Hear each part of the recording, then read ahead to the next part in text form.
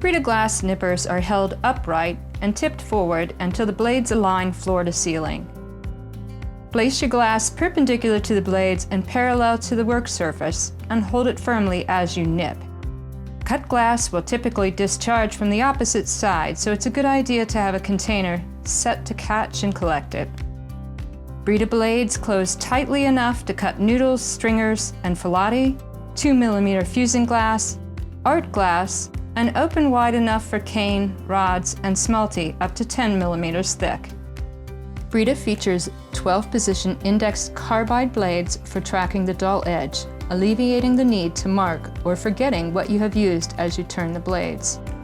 The blades are reversible to the opposite side of the jaws, making Breda a left-handed tool when necessary.